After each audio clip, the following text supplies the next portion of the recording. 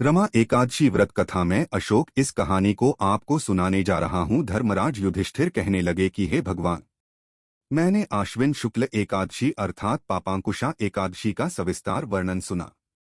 अब आप कृपा करके मुझे कार्तिक माह के कृष्ण पक्ष की एकादशी के विषय में भी बतलाइए। इस एकादशी का क्या नाम है तथा इसके व्रत का क्या विधान है? इसकी विधि क्या है? इसका व्रत करने से किस फल की प्राप्ति होती है? कृपया यह सब विधान पूर्वक कहिए।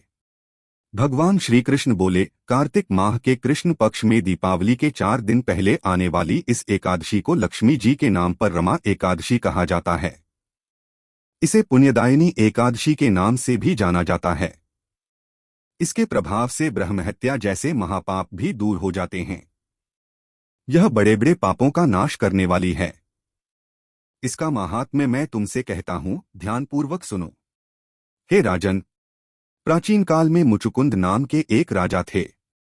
उसकी इंद्र के साथ मित्रता थी और साथ ही यम, कुबेर, वरुण और विभीषण भी उसके मित्र थे। यह राजा बड़ा धर्मात्मा, विष्णुभक्त और न्याय के साथ राज करता था। उस राजा की एक कन्या थी जिसका नाम चंद्रभागा था। उस कन्या का विवाह चंद्रसेन के पुत्र शोभन के साथ हुआ था। एक समय वह शोभन ससुराल आया। उन्हीं दिनों जल्दी ही रमा एकादशी भी आने वाली थी। जब व्रत का दिन समीप आ गया तो चंद्रभागा के मन में अत्यंत सोच उत्पन्न हुआ कि मेरे पति अत्यंत दुर्बल हैं और मेरे पिता की आज्ञा अति कठोर है। दशमी को राजा ने ढोल बजवाकर सारे राज्य में यह घोषणा करवा दी कि एकादशी को भोजन नहीं करना चाहिए।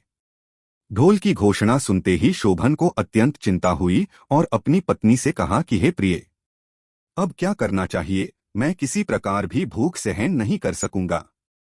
ऐसा उपाय बतलाओ कि जिससे मेरे प्राण बच सकें, अन्यथा मेरे प्राण अवश्य चले जाएंगे। चंद्रभागा कहने लगी कि हे स्वामी, मेरे पिता के राज में एकादशी के दिन कोई भी भोजन नहीं करता। हाथी, घोड़ा, ऊंट, बिल्ली, गौ आदि भी तृण, अन्न, जल आदि ग्रहण नहीं कर सकते। फिर मनुष्य का तो कहना ही क्या है।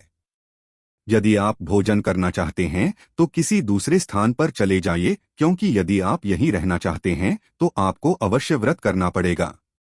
ऐसा सुनकर शोभन कहने लगा कि हे प्रिय, मैं अवश्य व्रत करूंगा। जो भाग्य में होगा वह देखा जाएगा। इस प्रकार से विचार कर शोभन ने व्रत रख लिया और वह भूख व प्यास से अत्यंत पीड़ित होने लगा। जब सूर्य नारायण अस्त हो गए और रात्रि को जागरण का समय आया, जो वैष्णवों को अत्यंत हर्ष देने वाला था, परंतु शोभन के लिए अत्यंत दुखदायी हुआ। प्रातः काल होते शोभन के प्राण निकल गए। तब राजा ने सुगंधित काष्ठ से उसका दाह संस्कार करवाया, परंतु चंद्रभागा ने अपने पिता की आज्ञा से अपने शरीर को दग्ध नहीं किया और शोभन की अंत्येष्टि क्रिया के बाद अपने पिता के घर में ही रहने लगी। रमा एकादशी के प्रभाव से शोभन को मंदराचल पर्वत पर धनधान्य से युक्त तथा शत्रुओं से रहित एक सुंदर देवपुर प्राप्त हुआ। वह अत्यंत सुंदर रत्न और वैदुर्यम ने जटित स्वर्ण के खंभों पर निर्मित अनेक प्रकार की स्फटिक मणियों से सुशोभित भवन में बहुमूल्य वस्त्राभूषणों तथा छत्र व चंवर से विभूषित गंधर्व और अप्सराओं से युक्त सिंहासन पर आरूढ़ ऐसा शोभायमान होता था मानो दूसरा इंद्र विराजमान हो। एक समय मुचुकुंद नगर में रहने वाले एक सोम शर्मा नामक ब्राह्मण तीर्थयात्रा करता हुआ घूमता घूमता उधर जा निकला और उसने शोभन को पहचाना कि यह तो राजा का जमाई शोभन है। उसके निकट गया।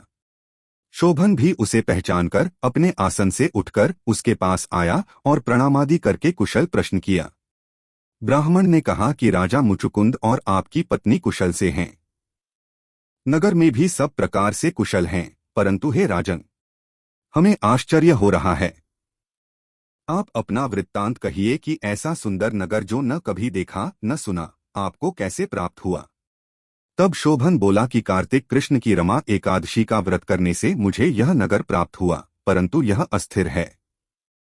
यह स्थिर हो जाए ऐसा उपाय कीजिए। ब्राह्मण कहने लगा कि हे राजन, यह स्थिर क्यों नहीं है और कैसे स्थिर हो सकता है? आप बताइए, फिर मैं अवश्य में वह उपाय करूंगा। मेरी इस बात को आप मिथ्या न समझिए। शोभन ने कहा कि मैंने इस व्रत को श्रद्धारहित होकर किया है, अत यह सब कुछ अस्थिर है। यदि आप मुचुकुंद की कन्या चंद्रभागा को यह सब वृत्तांत कहें तो यह स्थिर हो सकता है। ऐसा सुनकर उस श्रेष्ठ ब्राह्मण ने अपने नगर लौटकर चंद्रभागा से सब वृत्तांत कह सुनाया। ब्राह्मण के वचन सुनकर चंद्रभागा बड़ी प्रसन्नता से ब्राह्मण से कहने लगी कि हे ब्राह्मण, ये सब बातें आपने प्रत्यक्ष देखी हैं या स्वप्न की बातें कर रहे हैं? ब्राह्मण कहने लगा कि हे पुत्री, मैंने महावन में तुम्हारे पति को प्रत्यक्ष देखा है। साथ ही किसी से विजय न हो ऐसा देवताओं के नगर के समान उनका नगर भी देखा है। उन्होंने यह भी कहा कि यह स्थिर नहीं है। किस प्रकार वह स्थिर रह सके सो उपाय करना चाहिए। चंद्रभागा कहने लगी, हे विप्र, तुम मुझे वहां ले चलो, मुझे पतिदेव के दर्शन की तीव्र लालसा है। मैं अपने किए हुए पुण्य से उस नगर को स्थिर बना दूंगी। आप ऐसा कार्य कीजिए जिससे उनका हमारा संयोग हो, क्योंकि वियोगी को मिला देना महान पुण्य है। सोम शर्मा यह बात सुनकर चंद्रभागा को लेकर मंदराचल पर्वत के समीप वामदेव ऋषि के आश्रम पर गया। वामदेव जी ने सारी बात सुनकर वेद मंत्रों के उच्चारण से चंद्रभागा का अभिषेक कर दिया। तब ऋषि के मंत्र के प्रभाव और एकादशी के व्रत से चंद्रभागा का शरीर दिव्य हो गया और वह दिव्य गति को प्राप्त हुई। इसके बाद बड़ी प्रसन्नता के साथ अपने पति के निकट गई। अपनी प्रिय पत्नी को आते देखकर शोभन अति प्रसन्न हुआ और उसे बुलाकर अपनी बाईं तरफ बिठा लिया। चंद्रभागा कहने लगी कि हे प्राणनाथ, आप मेरे पुण्य को ग्रहण कीजिए। अपने पिता के घर जब मैं 8 वर्ष की थी तब से विधिपूर्वक एकादशी के व्रत को श्रद्धापूर्वक करती आ रही हूँ। इस पुण्य के प्रताप से आपका यह नगर स्थिर हो जाएगा तथा समस्त कर्मों से युक्त होकर प्रलय के अंत तक रहेगा। इस प्रकार चंद्रभागा ने दिव्य आभूषणों और वस्त्रों से सुसज्जित होकर अपने पति के साथ आनंदपूर्वक रहने लगी। हे राजन, यह मैंने रमा एकादशी का महात्म्य कहा है। जो मनुष्य इस व्रत को करते हैं उनके ब्रह्मा हत्यादि समस्त पाप नष्ट हो जाते हैं। कृष्ण पक्ष और शुक्ल पक्ष दोनों ही एकादशियां समान हैं, इनमें कोई भेदभाव नहीं है। दोनों समान फल देती हैं। जो मनुष्य इस महात्म्य को पढ़ते अथवा सुनते हैं वे समस्त पापों से छूटकर विष्णुलोक को प्राप्त होता है। जय जगदीश हरे। स्वामी जय जगदीश हरे। भक्त जनों के संकट, दास जनों के संकट क्षण में दूर करे। जय जगदीश हरे। जो ध्यावे फल पावे, दुहक बिन से मन का। स्वामी दुहक बिन से मन का। सुख संपत्ति घर आवे, सुख संपत्ति घर आवे। कष्ट मिटे तन का। जय जगदीश हरे। मात पिता तुम मेरे, शरण गहूं किसकी। स्वामी शरण गहूं मैं किसकी। तुम बिन और न दूजा, तुम बिन और न दूजा। आस करूं मैं जिसकी। जय जगदीश हरे। तुम पूर्ण परमात्मा, तुम अंतर्यामी। स्वामी तुम अंतर्यामी। पारब्रह्म परमेश्वर, पारब्रह्म परमेश्वर। तुम सबके स्वामी। जय जगदीश हरे। तुम करुणा के सागर, तुम पालन करता। स्वामी तुम पालन करता। मैं मूर्ख फलकामी, मैं सेवक तुम स्वामी। कृपा करो भरता। जय जगदीश हरे। तुम हो एक अगोचर, सबके प्राणपति। स्वामी सबके प्राणपति। किस विधि मिलूं दयामय, किस विधि मिलूं दयामय। तुमको मैं कुंती। जय जगदीश हरे।